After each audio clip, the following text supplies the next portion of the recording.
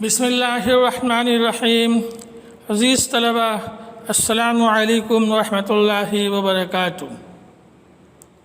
उम्मीद है आप सब खैर आफ़ियत के साथ होंगे और दिए गए होमवर्क को यानी आपको जो मुख्तसर जवाबात लिखने के लिए दिए गए थे आप उन्हें मुकम्मल कर चुके होंगे। उन्हें याद भी कर लें ताकि इम्तहान की तैयारी में आसानी हो। अज़ीज़ तलबा, आज का हमारा सबक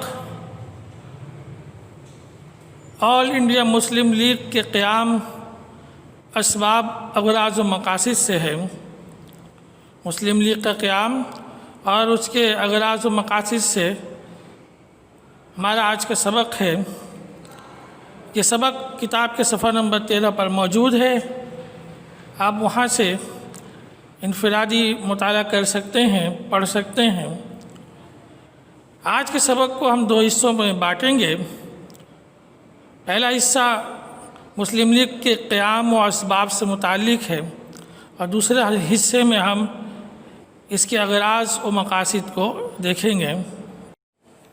अज़ीज़ तलबा, हिंदुस्तान में मुस्लिम हुकूमत 18वीं सदी तक अपने अरूज पर रही, मगर 19वीं सदी ईस्वी के वस्त में 1857 की जंग आज़ादी की नाकामी पर जनूबी एशिया में मुस्लिम इक़्तिदार का ख़ात्मा हो गया और पूरे हिंदुस्तान पर अंग्रेज़ों का तसल्लुत कायम हो गया। ये दौर मुसलमानों के लिए मायूसियों का दौर था। इन पर मज़ालिम की इंतहा हो गई और ज़िंदगी के तमाम शोबों में तबाह हाल हो गए। हिंदुओं के मुसलसल गैर मुनसिफाना रवैये से बददिल होकर मुसलमानों ने अपने सियासी हुकूक़ के तहफ़्फ़ुज़ के लिए एक अलहदा सियासी जमात बनाने की ज़रूरत को शिद्दत से महसूस किया। उसकी एक अहम वजह यह थी कि हिंदू दरपर्दा मुसलमानों के दुश्मन थे और मुस्लिम दुश्मनी का कोई मौका हाथ से न जाने देते। उन्होंने हर अहम मौके पर मुसलमानों को धोखा दिया और उनके मफादात को नुकसान पहुंचाया। तक़सीम बंगाल के बाद हिंदू खुल्लम खुल्ला मुसलमानों के मुखालिफ हो गए थे और उन्होंने इस तक़सीम के ख़िलाफ़ शदीद एहतजाज किया। 1911 में हुकूमत हिंद ने, अंग्रेज़ी हुकूमत ने हिंदुओं के दबाव में आकर इस तक़सीम को मनसूख कर दिया। हुकूमत के इस इक़दाम से मुसलमानों को सख्त सदमा पहुंचा। दूसरी तरफ वो ये बात भी अच्छी तरह समझ चुके थे कि हिंदुओं की जमात कांग्रेस महज धोखा है। मुसलमानों का उनसे मिलकर चलना मुमकिन नहीं, क्योंकि ये कभी भी मुसलमानों के हमदर्द दोस्त नहीं हो सकते और ना ही उनके मफादात की हिफाजत कर सकते हैं। मुसलमान इन हालात में अपनी एक अलग सियासी जमात बनाने के लिए उठ खड़े हुए जो खालिस मुसलमानों की जमात हो और मुसलमानों के हकूक़ व मफादात का तहफ़्फ़ुज़ कर सके। चुनांचे दिसंबर 1906 ईस्वी में मुस्लिम लीग की बुनियाद ढाका में रखी गई और मुसलमानों ने अपनी एक अलग सियासी जमात बनाकर अपने सियासी हुकूक़ के तहफ़्फ़ुज़ की बाकायदा जिद्दोजहद शुरू की। मुस्लिम लीग के पहले सदर सर आगा खान थे।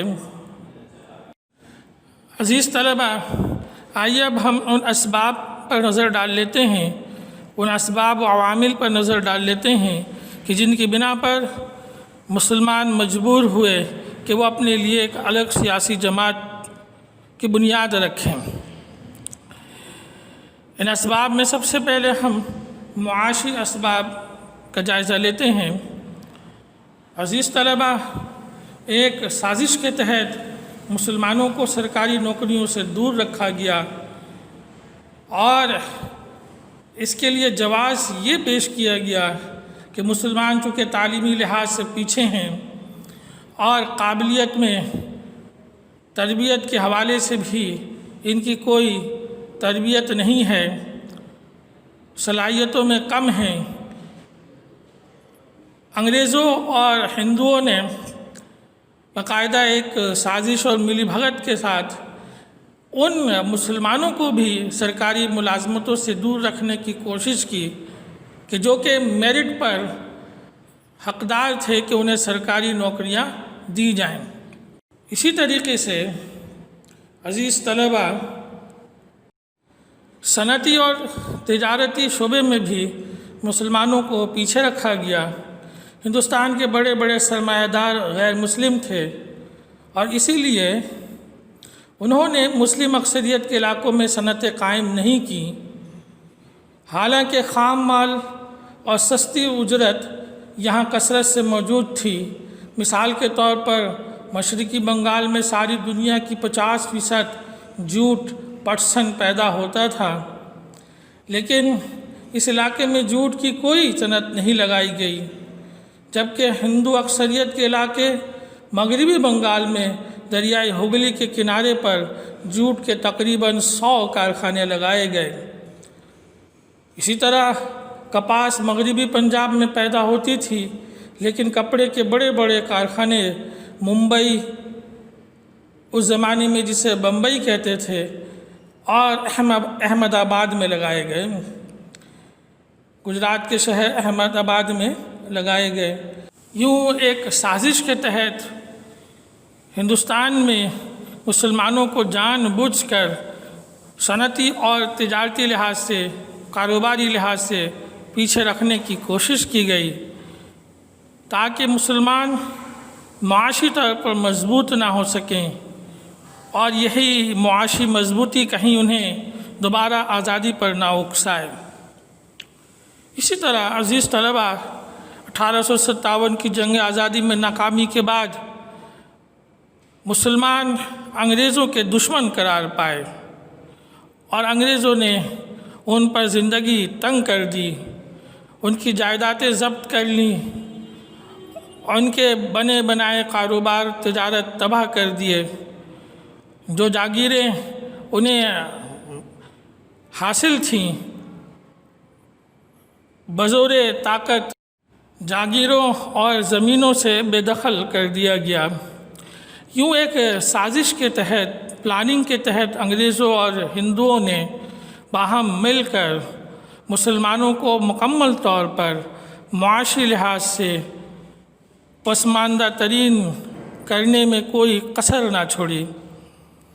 ان کا بنیادی مقصد یہ تھا کہ مسلمان یا تو کھیتی باڑی کریں اور تنگ دستی کی زندگی گزاریں، یا پھر فوج میں ملازمت اختیار کر کے ہر اس حکم کو مانیں کہ جس سے مسلمانوں کی آزادی کے لیے تمام کوششیں دم توڑتی چلی جائیں۔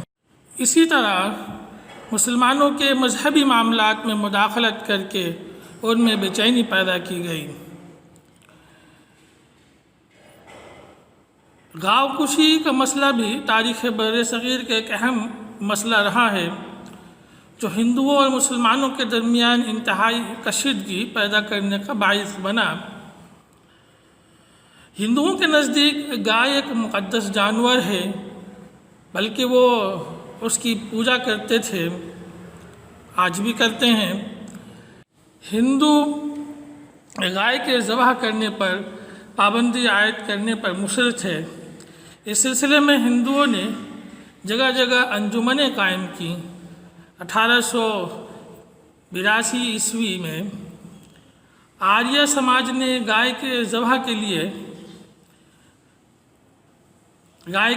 کے تحفظ کے لیے، گائے مسلمان ذبح نہ کر سکے، اس کے لیے گو رکشا سبھا قائم کی، گو رکشا سبھا نام سے انجمن قائم کی۔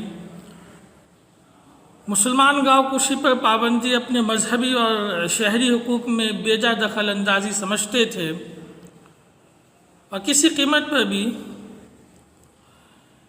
گائے کو ذبح کرنے سے دستبردار ہونے پر آمادہ نہ تھے۔ چنانچہ دونوں قوموں کے لیے ایک شدید اور ایک مستقل جھگڑے کی بنیاد پڑ گئی۔ جس کے نتیجے میں متعدد شہروں میں ہندو مسلم فسادات برپا ہوتے رہتے تھے، جس کی مثالیں آج بھی موجود ہیں کہ ہندوستان میں اس بنیاد پر آئے دن کسی نہ کسی جگہ فسادات کی خبریں آتی رہتی ہیں۔ آریہ سماج کے بانی سوامی دیانند نے اسلام کے خلاف تابڑتوڑ حملے کیے اور یہ نعرہ بلند کیا کہ ہندوستان ہندوؤں کے لیے ہے۔ اس کی نظر میں ہندوؤں کے سوا دوسرے تمام باشندے غیر ملکی تھے۔ ادھر مہاراشٹر میں بال گنگادھر تلک نے شیواجی کی برسی منانے کی رسم ایجاد کی۔ اس نے کھلم کھلا مسلمانوں کو ہندوؤں کا دشمن کہنا شروع کر دیا اور شیواجی کو ایک عظیم ہندو لیڈر کے طور پر پیش کیا۔ اس کے نتیجے میں 1893 عیسوی میں زبردست ہندو مسلم فسادات ہوئے، جس پر مسلمانوں کو بھی اپنے دفاع کے لیے ایک انجمن بنانا پڑی۔ اسی طرح عزیز طلبہ، اسی زمانے میں بندے ماترم کا گیت لکھا گیا، جس میں دھرتی پوجا یعنی وطن کی دیوی کی پوجا کرنے اور اس کے دشمنوں کو ختم کرنے پر زور دیا گیا تھا۔ اس گیت کو عمومی طور پر سب کے لیے اور خصوصی طور پر تعلیمی اداروں کے طلباء کے لیے، جن میں مسلمان بھی شامل تھے، لازمی قرار دیا گیا کہ ہر ایک اسے پڑھے۔ مسلمان جن عقائد اور ایمانیات کے حوالے سے جن باتوں پر یقین رکھتے ہیں، اس لحاظ سے ان کے لیے ممکن نہیں تھا کہ وہ بندے ماترم کو پڑھیں یا اس پر کسی بھی صورت میں یقین رکھیں۔ اس لیے یہ ترانہ، یہ گیت بھی مسلمانوں اور ہندوؤں کے درمیان باہمی رنجش اور جھگڑے کی بنیاد بنی۔ یوں عزیز طلبہ، مجموعی طور پر مسلمانوں کے لیے ہندوؤں نے جان بوجھ کر ایسے طریقے اور رویے اختیار کیے کہ مسلمان اپنے مذہبی معاملات پر بھی کھل کر اور مکمل طور پر عمل نہ کر سکیں۔ یوں انہیں احساس دلایا گیا کہ ان کا تعلق ہندوستان سے نہیں ہے، وہ باہر کے ہیں، مذہبی معاملات پر عمل کرنے کی کوئی گنجائش نہیں ہے۔ یوں مسلمانوں کے لیے ضروری ہو گیا کہ وہ اپنے لیے ایک تنظیم قائم کریں تاکہ اب مذہبی حوالے سے بھی اپنے حقوق کو حاصل کر سکیں۔ عزیز طلبہ، آئیے اب ہم سماجی عوامل و اسباب کا جائزہ لیتے ہیں۔ عزیز طلبہ، زبانیں لوگوں کے درمیان رابطے کا ذریعہ ہوتی ہیں۔ زبانوں کے ذریعے سے لوگ ایک دوسرے کے جذبات، خیالات اور احساسات کو سمجھتے ہیں اور آپس میں مضبوط تعلقات استوار کرتے ہیں۔ ہندوستان میں ایک نئی زبان تیزی کے ساتھ ترقی کرنے لگی، یعنی اردو زبان۔ چونکہ یہ زبان مغلوں کے دور حکومت میں عروج پر پہنچی اور ہندوستان کے تمام ہی لوگوں کی زبان بنتی چلی گئی، اور اس میں تیزی کے ساتھ ادب تخلیق کرنے کا سلسلہ شروع ہو گیا اور یہ ایک مقبول عام زبان بنتی چلی گئی۔ تاہم ہندو قوم پرست لیڈروں نے لوگوں کے اندر یہ بات پھیلانے کی کوشش کی کہ اردو مسلمانوں کی زبان ہے اور انہیں یہ زبان اختیار نہیں کرنی چاہیے، اس زبان کو استعمال نہیں کرنا چاہیے۔ اس سلسلے میں 1857 عیسوی میں بنارس کے ہندوؤں نے اردو ہندی تنازع پیدا کرتے ہوئے اردو زبان اور فارسی رسم الخط کے خلاف زبردست مہم شروع کی۔ ہندوؤں نے مطالبہ کیا کہ سرکاری عدالتوں میں اردو کی بجائے ہندی زبان اور دیوناگری رسم الخط کو رائج کیا جائے۔ ہندی زبان کو دیوناگری رسم الخط میں لکھتے ہیں۔ ہر زبان کو لکھنے کے لیے ایک مخصوص رسم الخط ہے، طرز تحریر ہے۔ ہندی زبان دیوناگری رسم الخط میں لکھتے ہیں۔ ہندوؤں نے مطالبہ کیا کہ ہندی زبان اور دیوناگری رسم الخط کو رائج کیا جائے۔ ہندوؤں کے اس تعصب سے مسلمان بالعموم اور سر سید احمد خان بالخصوص سخت دل برداشتہ ہوئے، اور بعد میں تو سر سید نے اسی زبان کے اختلاف کی بنیاد پر دو قومی نظریے کو بیان کیا کہ ہندوستان میں دو بڑی قومیں رہتی ہیں، ایک ہندو ہیں اور دوسری قوم مسلمان ہیں، اور یہ قومیں کبھی بھی ایک بات پر متفق نہیں ہو سکتی، یہ ایک قوم نہیں بن سکتی، جبکہ ان میں زبردست متضاد تصورات اور عقائد رکھنے والے مذاہب کو یہ مانتے ہیں۔ اس بنیاد پر یہ ایک قوم نہیں بن سکتے، اور معمولی قسم کے تنازعات میں یہ قومیں لڑ پڑتی ہیں، شامل ہوتی ہیں۔ اس لیے یہ ممکن نہیں ہے سر سید کے کہنے کے مطابق کہ یہ ایک قوم بن سکے۔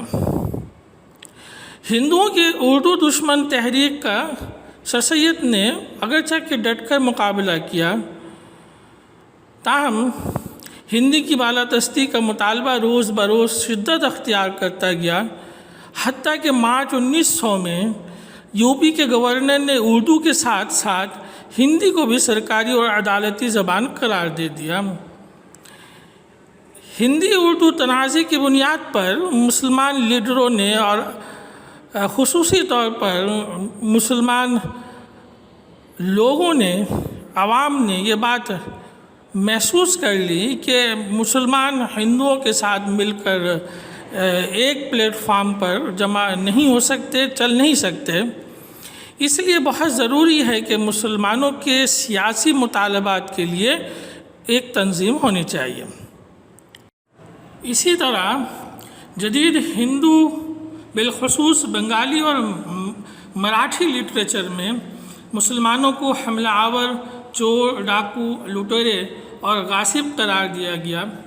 ان کے ثقافتی ورثے کو، ثقافتی رنگ و انداز کو تباہ کرنے کی ترغیب دی گئی۔ ہندو اخبار، تقریباً تمام ہندو اخبار مسلمانوں کے خلاف نفرت انگیز مضامین لکھنے لگے۔ ہندو مصنفین نے مسلمانوں کے زمانہ حکومت کے خلاف ڈرامے، افسانے اور ناول لکھے، جن میں مسلمان حکمرانوں کو لوٹتے اور عوام پر ظلم و ستم کرتے ہوئے دکھایا گیا۔ اب مسلمانوں کو شدت کے ساتھ یہ بات محسوس ہونے لگی کہ ان کے حقوق کو تحفظ فراہم کرنے کے لیے ضروری ہے کہ ان کی ایک سیاسی تنظیم ہو، اور اسی مقصد کے لیے اور حالات و واقعات کو مد نظر رکھتے ہوئے مسلمانوں کے لیے ایک الگ سیاسی جماعت کی بنیاد رکھی گئی۔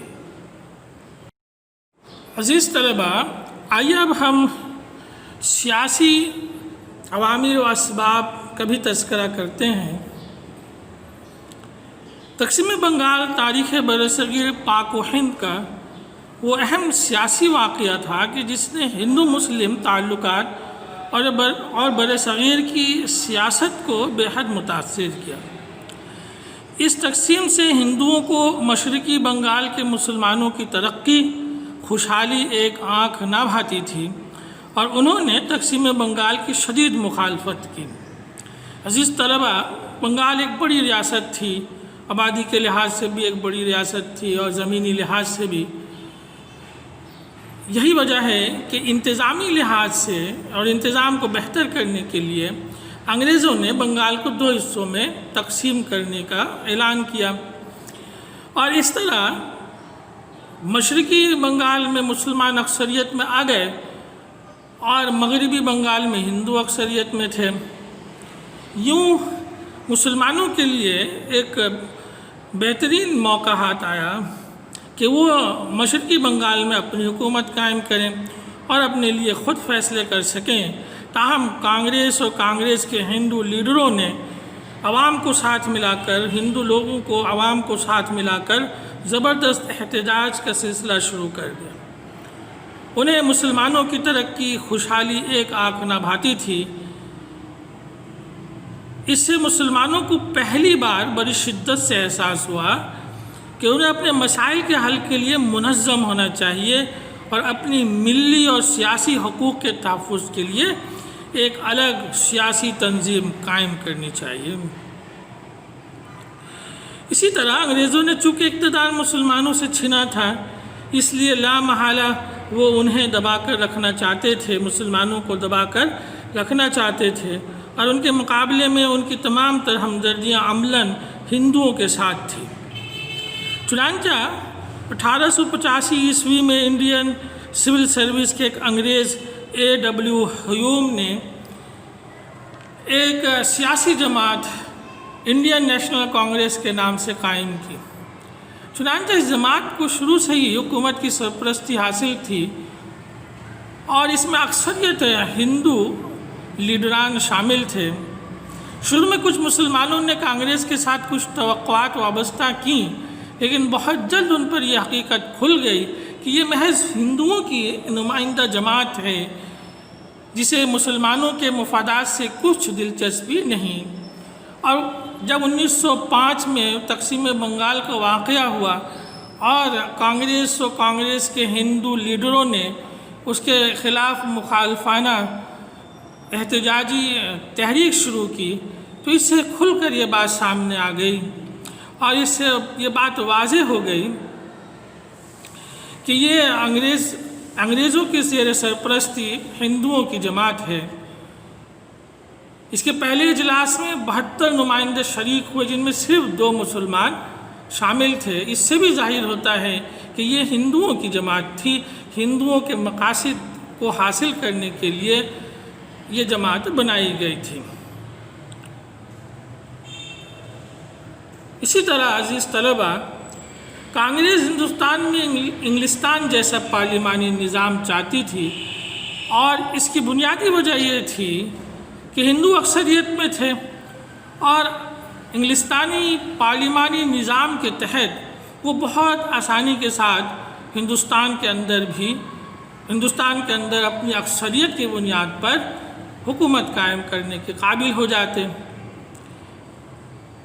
انگریز سختی سے مسلمانوں کو دبا رہے تھے۔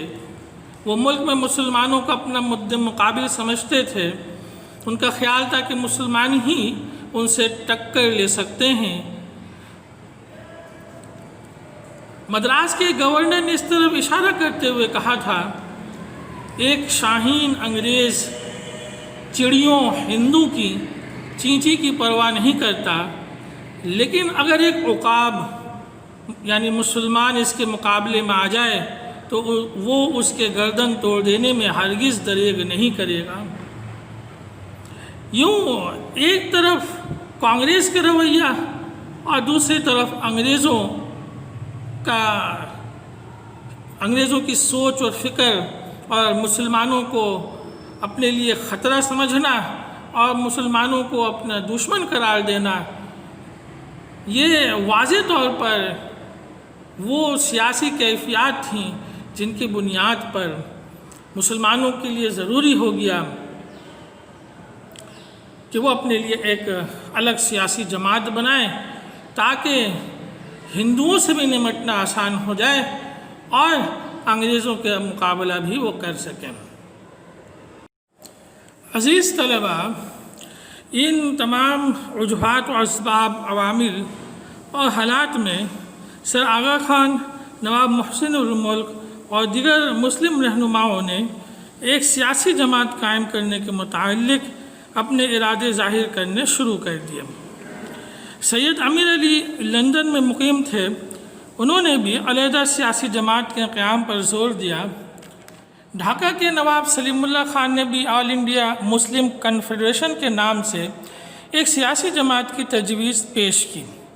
بالآخر مسلم رہنماؤں نے طے کیا کہ دسمبر میں محمدن ایجوکیشنل کانفرنس ڈھاکہ میں ہونے والے اجلاس میں سالانہ اجلاس میں اس امر پر غور کیا جائے گا۔ چنانچہ مذکورہ کانفرنس کے اجلاس کے اختتام پر 30 دسمبر 1906 کو نواب وقار الملک کی صدارت میں ایک اجلاس منعقد ہوا، جس میں ڈھاکہ کے نواب سلیم اللہ خان نے سیاسی تنظیم کے لیے مسلم لیگ کے نام سے قرارداد پیش کی۔ حکیم اجمل خان اور مولانا ظفر علی خان نے اس قرارداد کی حمایت کی۔ اتفاق رائے سے یہ قرارداد منظور ہوئی اور یوں 30 دسمبر 1906 عیسوی کو ڈھاکہ کے مقام پر مسلمانوں کی سیاسی تنظیم آل انڈیا مسلم لیگ کا قیام عمل میں آیا۔ عزیز طلبہ، آئیے اب ہم مسلم لیگ کے قیام کے اغراض و مقاصد کو دیکھتے ہیں۔ نمبر 1، تاج برطانیہ سے وفاداری۔ مسلم لیگ کے بانی مسلم مکابرین یہ چاہتے تھے کہ ہندوستان کے مسلمان حکومت برطانیہ سے وفاداری کریں اور کسی حکومتی اقدامات کے سلسلے میں اگر کوئی شبہات پیدا ہوں تو ان کے رفع دفع کی کوشش کریں، بجائے اس کے کہ حکومت برطانیہ سے محاذرائی کریں۔ وقت کا تقاضا یہ ہے کہ ان کے ساتھ مل کر مسلمانوں کی حقوق کو حاصل کرنے کی کوشش کی جائے اور مسلمانوں کی فلاح و بہبود کے لیے سیاسی طرز پر حکومت برطانیہ کے ساتھ مل کر کوششیں کی جائیں۔ نمبر 2، مسلمانان ہند کے سیاسی حقوق و مفادات کا تحفظ۔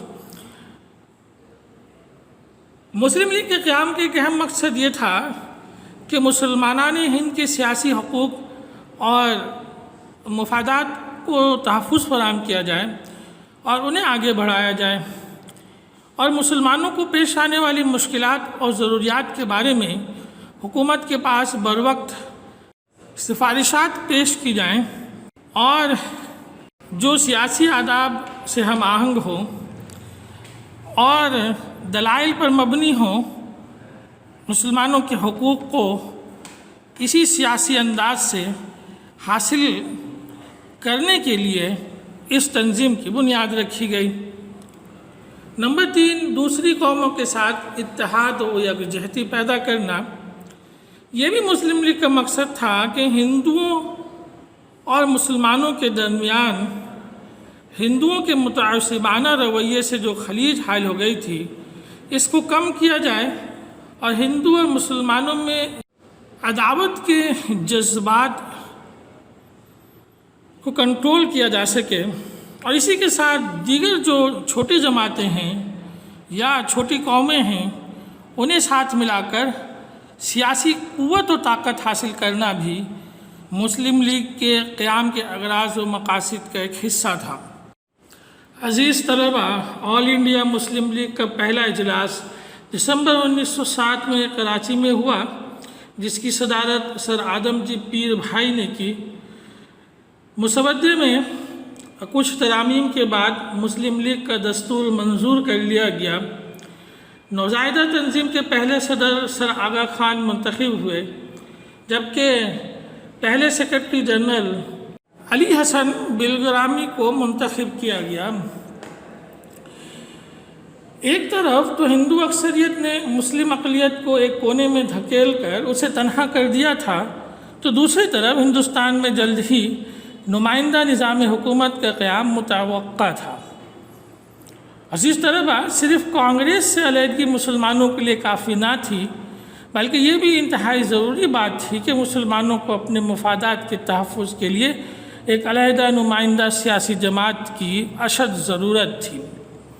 اسی لیے مسلمان رہنماؤں نے آل انڈیا مسلم لیگ کی بنیاد رکھی اور مسلمانوں کے لیے یہ موقع فراہم کیا، ہندوستان کے اس وقت کے مسلمانوں کے لیے موقع فراہم کیا کہ وہ اس پلیٹ فارم کو استعمال کر کے نہ صرف ہندوستان میں اپنے لیے حقوق کے حصول کو ممکن بنائیں، بلکہ آزادی ہند کے لیے کوشش بھی کریں۔ عزیز طلبہ، اب سبق کے اختتام پر آپ سے التماس ہے کہ اب تک جتنے بھی آپ نے مختصر سوالات رجسٹر پر تحریر کیے انہیں زبانی یاد کریں، امتحان کی تیاری پر توجہ دیں اور اس سبق کو کتاب سے بھی ضرور مطالعہ کریں۔ آپ سب کا شکریہ۔ السلام علیکم ورحمۃ اللہ۔